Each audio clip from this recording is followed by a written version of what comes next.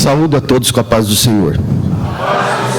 Irmãos, graças a Deus, quero agradecer a Deus por essa manhã, por esse privilégio que o Senhor tem preparado hoje para nós estarmos aqui. Quero agradecer o irmão evangelista Samuel, pela confiabilidade, ter lembrado do nosso nome, e agradecer ao pastor Daniel, o pastor presidente desse campo, por ter franqueado aqui a oportunidade, pela confiabilidade também de nós podermos estar com os irmãos nessa manhã. Estive aqui uns anos atrás, acho que uns 3 ou 4 anos atrás, numa reunião de obreiros, e aprove ao Senhor poder retornar hoje. Agradecer a minha esposa também, sempre que possível ela está comigo onde a gente tem passado aí ministrando, sobretudo quando é encontro de casais, é sempre bom que ela esteja junto. Graças a Deus, os irmãos poderem tomar o vosso assento, obrigado.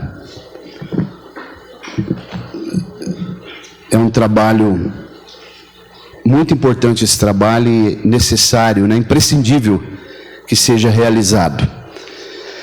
Parabenizar a iniciativa dos irmãos, irmão evangelista Samuel, os demais irmãos que organizaram esse trabalho, porque nós estamos vivendo dias que esse trabalho aqui se tornou imprescindível, caráter emergencial. Então, me permita, antes da gente começar, o pastor já leu um texto aqui, interessante, na segunda carta de Paulo a Timóteo, quando ele fala de manejar bem a palavra da verdade. Essa palavra, ela traz a ideia de cortar reto, cortar em retidão, como se você for cortar uma madeira, alguma coisa, você pegar e cortar com retidão. É isso que o texto lá que o pastor leu, manejar a palavra da verdade, bem a palavra da verdade, está trazendo a ideia. Então eu quero ler também mais um texto, acho que até o tema, o versículo que foi escolhido pelos irmãos para embasar esse primeiro bom, que está na primeira carta do apóstolo Paulo a Timóteo, capítulo 3. Vamos ler só o versículo 1. Glória a Deus.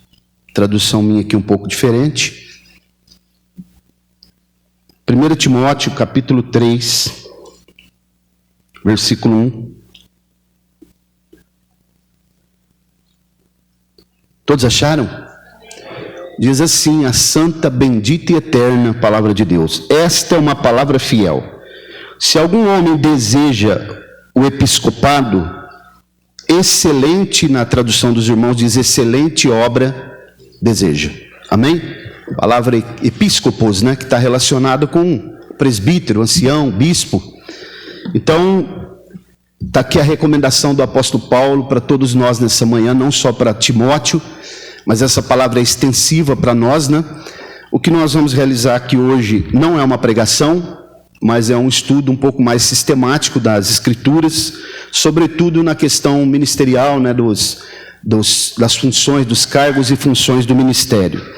Então, o apóstolo Paulo escreve a Timóteo, que Timóteo teve uma incumbência muito difícil, irmãos. Ele teve que dar sequência, substituir o segundo personagem mais importante do Novo Testamento. Os irmãos, meditem nessa manhã. A cabeça da igreja é o Senhor Jesus, mas a espinha dorsal do cristianismo é a conversão de Saulo. Então os irmãos imaginem o que sobrou para Timóteo. Ele precisou substituir o segundo personagem mais importante do Novo Testamento. Timóteo era um jovem obreiro, aproximadamente 35 anos. Os bispos da época, todos eles tinham mais de 50 anos. Então, houve algumas questões sobre a própria idade de Timóteo. Por isso que Paulo diz para ele, ninguém despreze a tua mocidade, Porque ele era um jovem obreiro. E a Bíblia diz que ele foi instruído nas Escrituras desde quando menino ele era, pela sua mãe e pela sua avó. Então, para nós aqui uma reflexão nessa manhã, como é importante nós instruirmos os nossos filhos, à luz da palavra de Deus, desde pequenininhos. Por isso que o texto de Provérbios 22:6 diz, instrui o menino, a criança, no caminho em que deve andar, e quando ele estiver velho, não se desviará dele. Então, pastor Daniel, irmão Samuel, parabéns pela iniciativa, porque esse tipo de trabalho aqui, ele já está ficando muito escasso, está ficando quase igual ao mico-leão dourado já. As pessoas não estão fazendo mais esse tipo de trabalho, porque é exaustivo, né? Eu imagino os irmãos aqui que todos trabalham, né? Um dia de domingo, poderia estar em casa descansando, amanhã é um dia difícil, né? De trabalho, os irmãos estão aqui, é bem exaustivo, mas vale a pena, porque conhecimento ninguém tira de nós, e nós vamos aprender aqui nessa manhã, qual que é a diferença do conhecimento com a sabedoria, né? E nós precisamos, para desenvolver o trabalho no reino de Deus, é necessário fazer com esmero, dedicação, conhecimento, ou inteligência e sabedoria. Não se pode fazer a obra de Deus de improviso. É como, os irmãos imaginam uma aeronave voando de improviso. Agora imagine o reino de Deus, fazer a obra de Deus de improviso. E nós estamos vendo muitas pessoas aí que estão fazendo a obra de Deus de improviso. Muitas pessoas que estão se denominando, né, pregadores, ensinadores, mas que não estão abalizados para fazer. Estão nas redes sociais, até falei com o pastor agora há pouco, pregadores de banquinho, né? Sentam nos seus banquinhos e começam a ensinar aquilo que eles não têm propriedade para fazer. E estão arrebanhando milhares de pessoas, os canais do YouTube, aí, muitos seguidores, e estão aprendendo um evangelho híbrido, diluído, um evangelho light, né? Que não é o evangelho de Cristo. Então, nessa manhã, irmãos, aqui, me permita, né, com muito temor e tremor, compartilhar com os irmãos da palavra de Deus. Então, se você tem sua apostila aí, aberta, convido para você ficar bem atento comigo, se quiser ir anotando alguma coisa. Eu acredito que no final vai ter perguntas, né, também, como se fosse uma conferência teológica. Obrigado. Então, os irmãos vão anotando aí. Eu iniciei aí na introdução dizendo que nós estamos vivendo mesmo um momento no âmbito eclesiástico de muita escassez exatamente de ensino genuíno, né? Princípios da palavra de Deus, e que é muito importante que se realize esse tipo de trabalho aqui, para a formação de obreiros, para que a pessoa esteja apta para desenvolver o trabalho. Eu estava até pensando ainda no versículo que o pastor Daniel leu, que fala manusear bem a palavra da verdade. E eu estou pensando aqui, um dia meu sogro estava cortando umas tábuas, e ele pediu para mim, corta uma aqui, e eu fui cortar a tábua, eu cortei tudo torto, né? Então, por isso que traz a ideia aqui de cortar com retidão. Isso é manusear bem a palavra da verdade, cortar reto. E quando nós formos realizar qualquer coisa para o reino de Deus, nós temos que fazer o melhor possível. Os irmãos sabem que o reino de Deus, que é o tema central da mensagem de Jesus, vocês percebam que o tema central da mensagem de Jesus não é a salvação, embora muitos pensem que é. Mas Jesus, ele fazia o seguinte, ele mandava que os discípulos fossem na frente, nas cidades por onde ele deveria passar, e eles falavam dele, da salvação dele. Depois ele ia, posteriormente, falando a respeito do reino de Deus. Então o tema central da mensagem de Jesus é o reino de Deus, que é uma doutrina bíblica chamada basileiologia, que quase não é ensinado, né? Mas que é uma doutrina muito profunda, a doutrina do reino de Deus, basileiologia. Basileia, do grego, significa reino. Então, o reino de Deus, em comparação com o reino dos homens, ele está de ponta cabeça, está invertido. Porque Jesus, quando ele dizia, os fariseus diziam alto, Jesus dizia baixo. Os fariseus diziam grande, Jesus falava pequeno. Jesus chamou uma criança, trouxe próximo dele e disse, esse aqui é o maior no reino de Deus. Então o reino de Deus, ele está invertido. No reino dos homens, para eu ser grande, eu tenho que ser grande mesmo. Mas no reino de Deus, eu tenho que ser pequeno. No reino de Deus, alguém para poder ser vencedor, ele precisa ganhar e vencer. Aliás, isso está impregnado nas mensagens de autoajuda e coaching hoje, né? Mas no reino de Deus eu tenho que perder para ganhar. Então por isso que os fariseus não entendiam a mensagem de Jesus, porque o reino de Deus está invertido. No reino de Deus eu tenho que amar o meu inimigo. O reino dos homens não. Agora, observe, no reino dos homens, se alguém de nós pretender entrar numa empresa, numa multinacional, por exemplo, nós temos que ser hipoteticamente perfeito. Falar idiomas, temos que ter muitos preparos, porque o reino de Deus, o reino dos homens, eles buscam homens hipoteticamente perfeitos para fazer uma obra imperfeita. Deus, como o reino dele está invertido, ele busca homens imperfeitos para fazer uma obra perfeita. Então observe como o reino de Deus está invertido. Por isso que nós estamos aqui nessa manhã, nos aprimorando para fazer o trabalho no reino de Deus com esmero, dedicação e excelência. Porque o Senhor merece que nós façamos o melhor para o seu reino. Amém, meus irmãos? Amém. Pois bem, então, ainda dentro desse prisma, mostrando o que é necessário a gente fazer, né? O trabalho e ter esse tipo de trabalho aqui, as escolas bíblicas, para haver preparo, nós precisamos buscar cada vez mais. Há muitas ferramentas hoje, né, para a gente se preparar. Há uns anos atrás, os irmãos que são mais antigos na obra, o pastor Daniel, né, eles vão lembrar. Eu cheguei na igreja nos anos 80, 1983, e eu trabalhei com muitos pastores. E os pastores, antigamente, eles não tinham formação teológica, só que eles eram biblistas. Eles eram homens que conheciam as Escrituras. E eu trabalhei com pastores que eles expunham as Escrituras. Alguns deles trabalhavam no mercado, outros trabalhavam até na roça, mas quando eles abriam as Escrituras, eles expunham as Escrituras, que é o que está faltando muito hoje. Hoje se fala de muitas coisas, de filosofia, se fala de coaching, se fala de autoajuda, mensagens triunfalistas, mas precisa abrir as Escrituras. Um dos 5 pilares, né, do movimento da reforma é só a Escritura, só a Escritura. Nós precisamos da palavra de Deus. A palavra de Deus, ela não contém, a Bíblia não contém a palavra de Deus, ela é a palavra de Deus. Nós acreditamos também na inspiração verbal da Bíblia. O que significa isso, pastor Mauro? Que Deus inspirou os autores, cada uma das letras da palavra de Deus. Por isso nós acreditamos que a Bíblia ela é inerrante e infalível. Então, já existem pessoas falando aí nas redes sociais que precisa atualizar a Bíblia, contextualizar a Bíblia. Nós não aceitamos nada disso, porque a Bíblia é a palavra de Deus e ela não é fruto, ela não é obra do acaso e nem fruto de mente humana.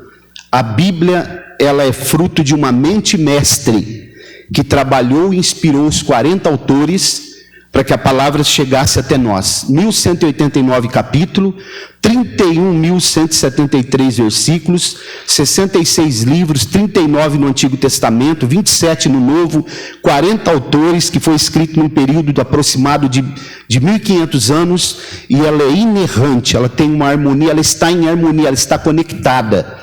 O que a teologia sistemática faz é agrupar os assuntos que estão espalhados aqui por toda a Bíblia. Por exemplo, se eu quero saber sobre a doutrina dos anjos, eu preciso buscar em toda a Bíblia. Então a teologia sistemática vai agrupar os assuntos, mas ela está milimetricamente em harmonia, porque não é fruto do acaso e nem fruto de mente humana. É a palavra de Deus. E ela é a nossa carta magna, ela é a nossa única regra de fé, ela é o instrumento da verdade teológica do cristianismo.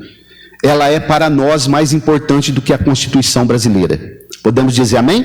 Amém. Então, partindo aqui desse pressuposto, vamos iniciar o primeiro tópico, o obreiro e a vocação ministerial. Glória a Deus. Então, irmãos, o primeiro requisito aí para se ingressar no ministério eclesiástico é vocação. Vamos ler um texto? Se alguém puder ficar de pé e ler, por gentileza, Colossenses 1:1, por favor. Glória a Deus. Como diz?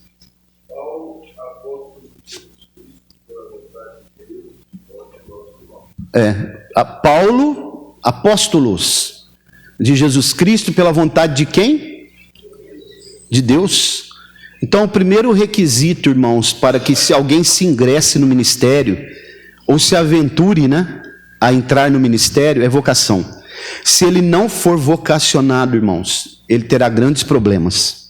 Inclusive tem um pastor que eu conheço, que ele diz o seguinte: irmão, se você não é vocacionado, vai fazer outra coisa, vai vender limão, vai vender sorvete, vai fazer qualquer coisa. Não se aventure, não se meta no ministério. Esse pastor diz, porque você vai ter grandes problemas. E não terá êxito, porque o ministério precisa ser vocacionado. Porque quem é vocacionado já tem momentos de grandes dificuldades que ele quer parar. Quem é vocacionado, imagine quem nunca foi vocacionado. Então, primeiro requisito, antes de começar a se preparar, ser vocacionado. Depois que ele é vocacionado, ele passará por etapas, né, que nós vamos estudar aqui hoje, que para ser preparado, para desenvolver o ministério.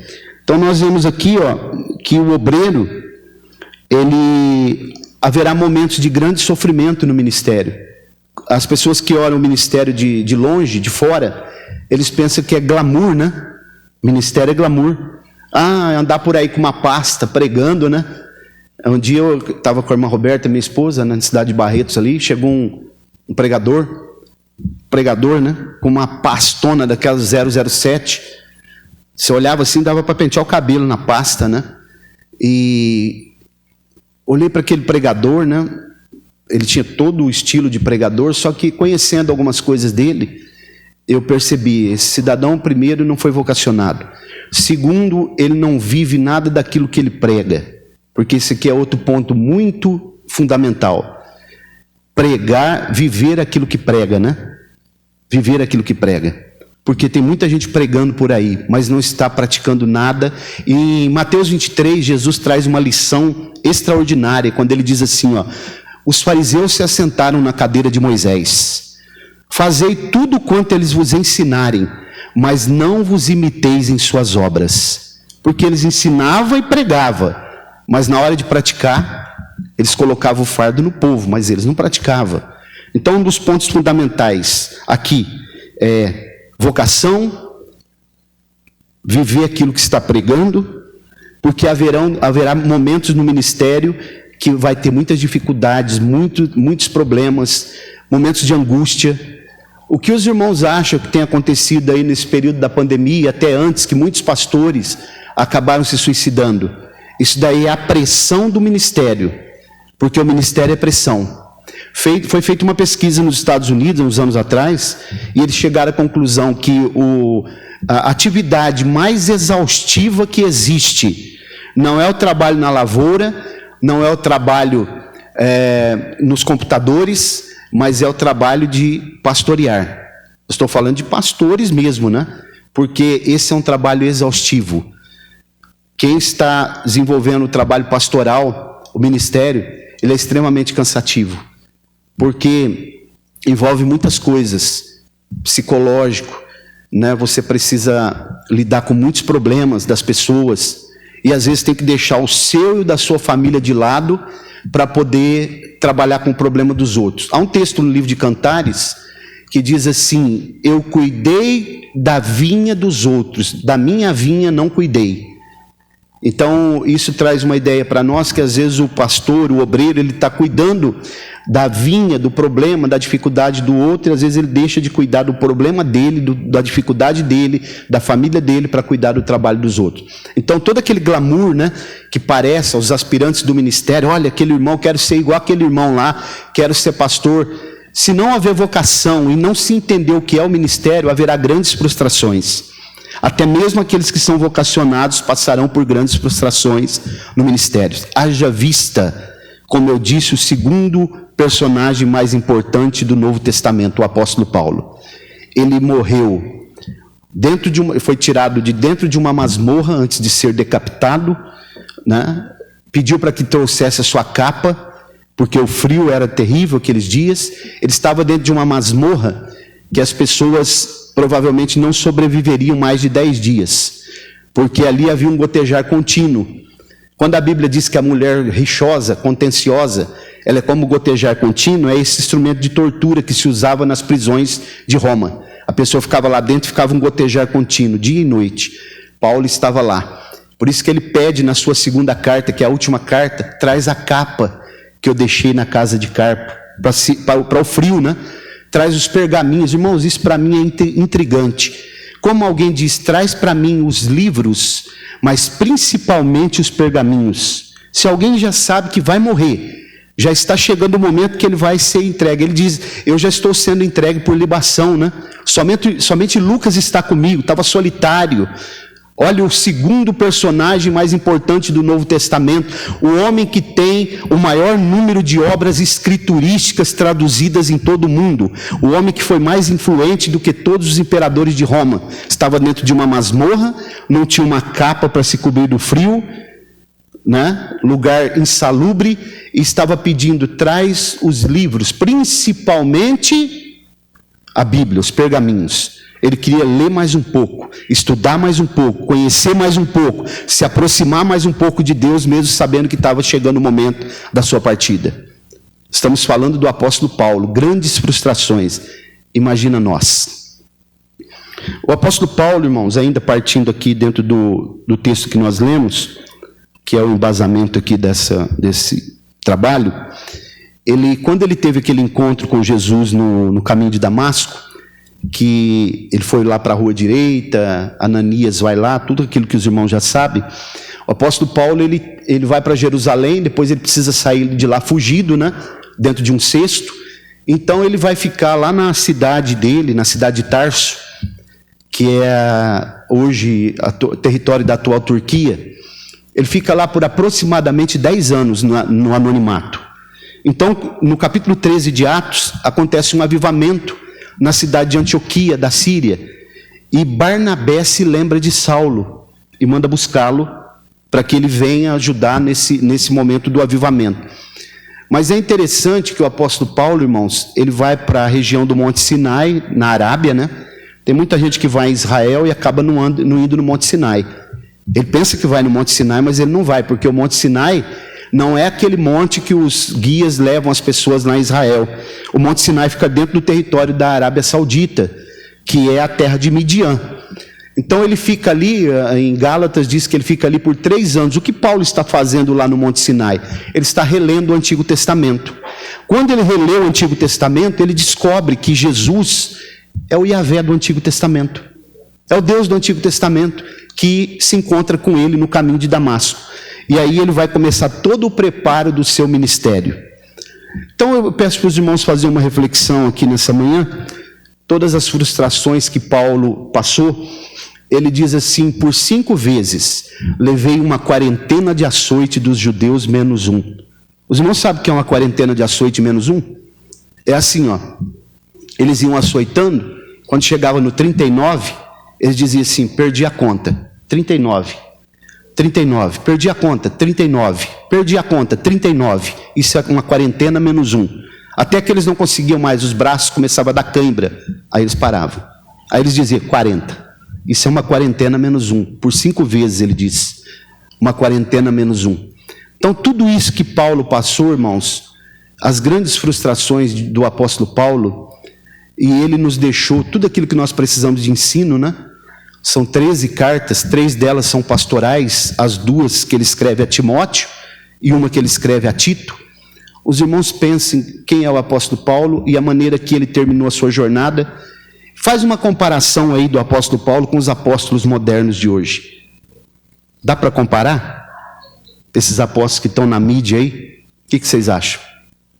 Dá para comparar?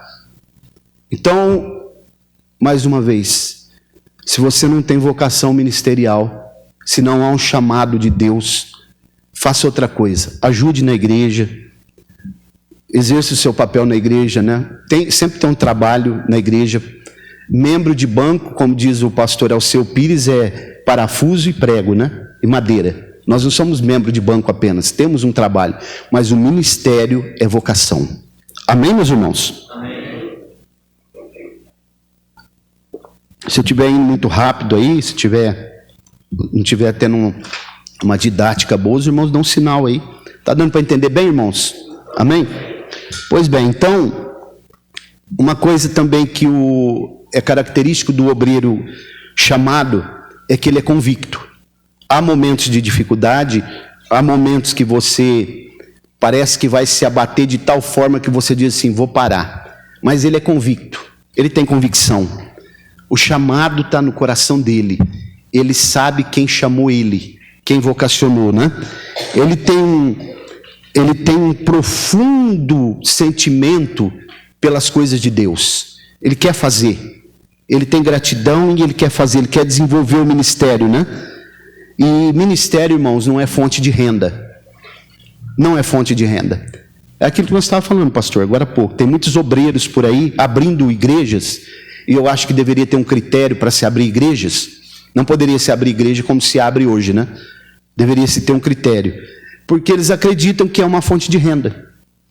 Sabia que já teve pessoas que falaram para mim, vamos abrir uma igreja junto? Pessoas que não são crentes, porque nós vamos ficar ricos. Vamos abrir, eu financio. Já falaram isso para mim uma vez. E eu disse, rapaz, você está de brincadeira? Você está achando que igreja é o quê? Porque eles acreditam que isso é uma fonte de renda. Por causa de muitas coisas que a gente tem visto por aí. Pessoas que nunca foram vocacionadas e que se aventuraram a abrir igrejas e se tornou empresas. Vocês sabiam que já há franquias de igreja? Franquias. É só pagar a franquia, como uma farmácia, como um McDonald's, você abre.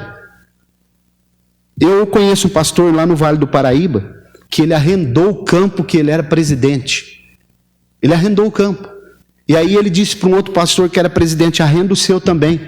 Quando chegar o momento, ele falou, no final do mês, você vai lá e pega o dinheiro do arrendamento, você não precisa ouvir crente na sua cabeça, você não precisa aconselhar ninguém, você não precisa passar raiva, você só vai lá e pega, está arrendado, eu arrendei por tanto o campo.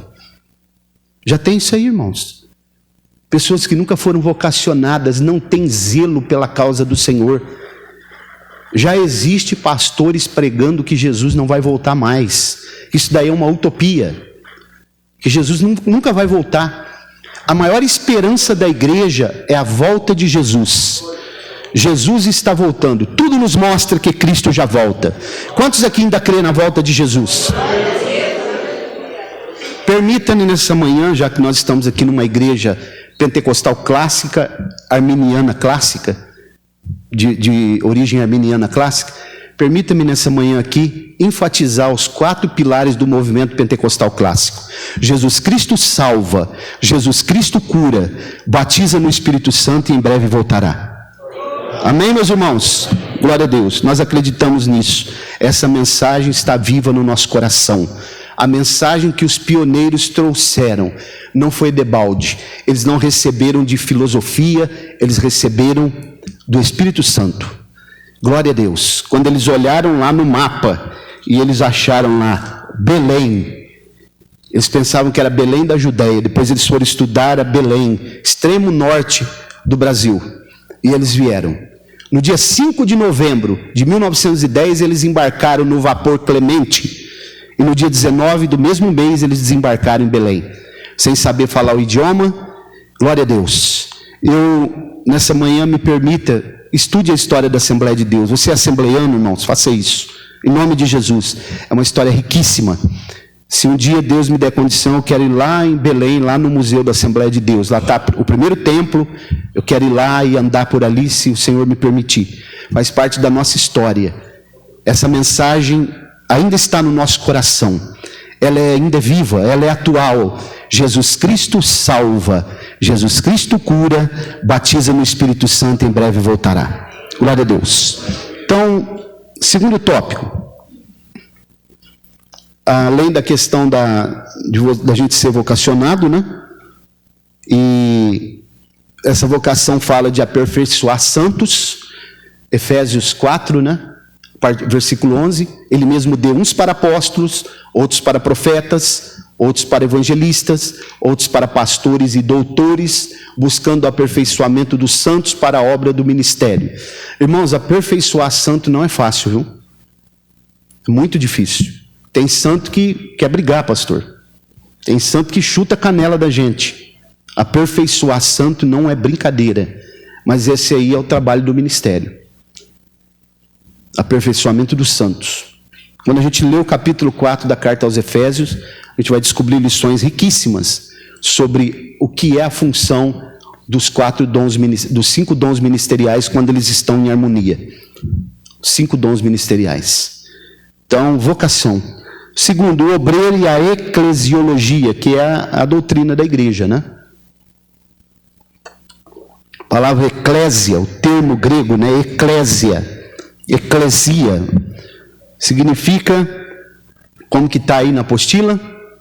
Chamados para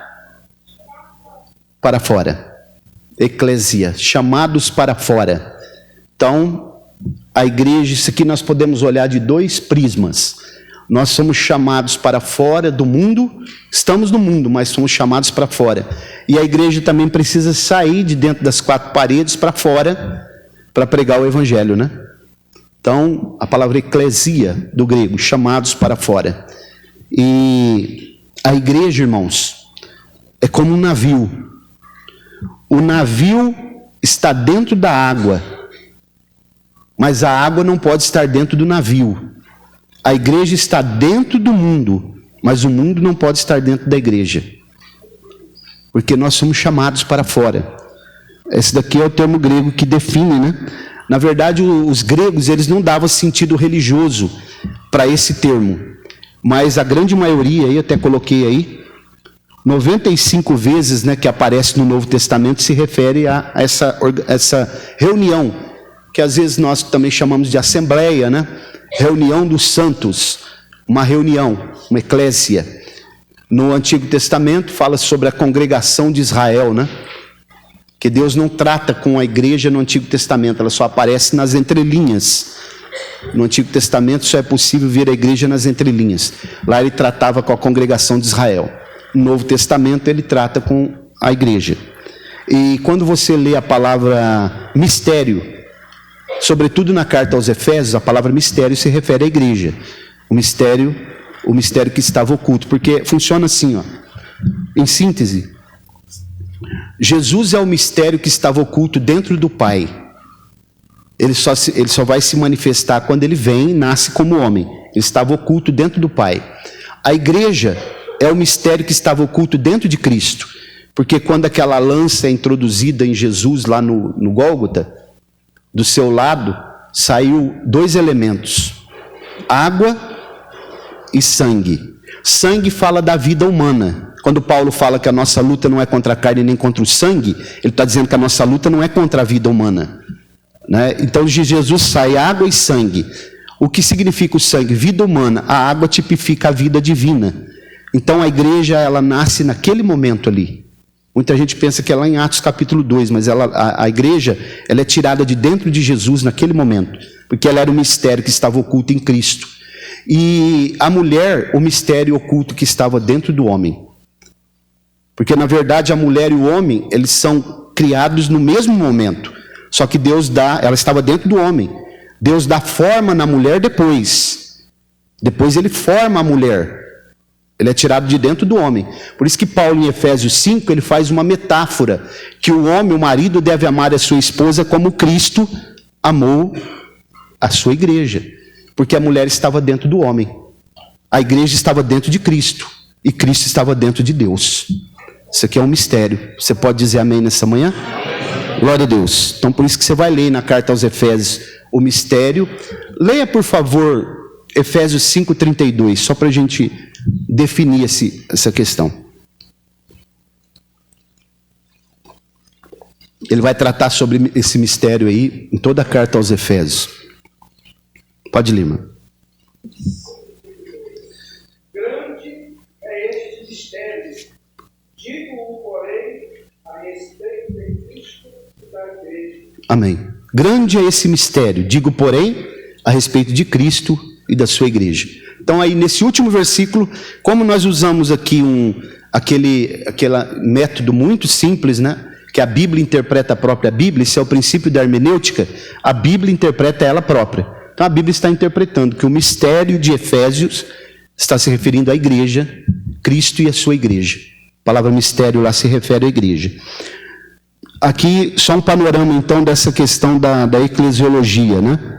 Dessa palavra eclésia, chamados para fora. E a igreja, irmãos, é a única instituição que está autorizada a representar Cristo aqui na terra. E quando alguém diz assim, eu sou a igreja, nós não somos a igreja sozinho. Eu não sou a igreja sozinho. A igreja só pode ser igreja se ela for coletiva. Eu não sou a igreja, porque é o corpo de Cristo. Ok? E quando a Bíblia fala de eleição, né, que é um assunto que tem sido muito debatido hoje, nos dias de hoje, predestinação e eleição, a eleição não é individual, para mim, para a irmã Roberta, para o pastor Daniel. A eleição é coletiva, é a igreja que é eleita. Então, enquanto eu estou na igreja, não frequentando a igreja, enquanto eu estou ligado ao corpo mesmo de Cristo, eu faço parte dessa eleição. Se eu saio da igreja, eu perdi a eleição, porque ela não é para mim, individualmente. Os calvinistas dizem que é individual, né? Mas, na verdade, essa eleição ela é coletiva. Ela é como se fosse um barco. Vou dar um exemplo muito simplista. Se eu estou dentro de um barco e o mar está muito revolto, enquanto eu estou dentro do barco, eu estou a salvo. Se eu sair do barco, eu perdi a salvação. Por isso que nós acreditamos que é possível, sim, o salvo perder a sua salvação. Que essa salvação precisa ser trabalhada para não perder, né? Isso aqui é um assunto também que tem sido muito debatido hoje nas academias e está chegando na igreja, né? Porque eu até coloquei aqui na apostila mais adiante, que há uns anos atrás não havia esse tipo de discussão dentro da Assembleia de Deus. Pré-tribulacionismo, porque nós somos pré-tribulacionistas, acreditamos que a igreja é arrebatada antes da grande tribulação, e nós somos arminianos clássicos, acreditamos no livre-arbítrio, acreditamos na eleição coletiva da igreja, corporativa, mas isso hoje tem tomado outro rumo, né? Já está cheio de calvinista dentro da Assembleia de Deus e pós-tribulacionista, dizendo que a igreja vai passar pela grande tribulação. Nós não acreditamos nisso. Nós acreditamos que a igreja é tirada antes. Rapto, né? A palavra harpatio, do grego, antes, significa rapto. Essa palavra harpatio, ela só aparece uma vez na Bíblia. Só em 1 Tessalonicenses 4, 16 e 17. Só ali. Depois vai aparecer sempre a palavra parúsia, que já fala da vinda visível de Jesus, que é aquela segunda etapa que ele vem visível. Então nós acreditamos que a igreja é arrebatada antes da grande tribulação. Isso aí para nós já está definido. Amém, meus irmãos? Amém. Pois bem, definição de igreja. Então aqui eu coloquei 3 subtópicos sobre essa definição, a igreja universal, né? Que não é a do reino de Deus que eu estou falando. A igreja universal é um conjunto de todo o povo de Deus em todos os séculos. Todos os eleitos aqui, ó. Porque essa eleição é coletiva. Então, incluindo o Antigo Testamento, a expressão pode também designar todo o povo de Deus no mundo em determinada época da história. Isso aqui é a igreja universal do Senhor. Em todos os lugares do mundo tem pessoas salvas. Pessoas que, o remanescente de Deus, irmãos, em todo o tempo, em todo momento de caos, de perplexidade, de promiscuidade, de degradação do ser humano, Deus sempre teve o seu rabisco, né? O seu remanescente fiel. Essa igreja de Cristo, nós não temos o aferidor para saber, mas há salvos aqui em Frutal, há salvos lá em São Paulo, há salvos em Belo Horizonte, em todos os lugares. Isso é a igreja universal de Cristo. Depois eu coloquei a igreja local, que é o que nós estamos aqui agora. Aqui é a igreja local, onde os irmãos servem a Deus, né? Comunidade de pessoas que pela fé e obediências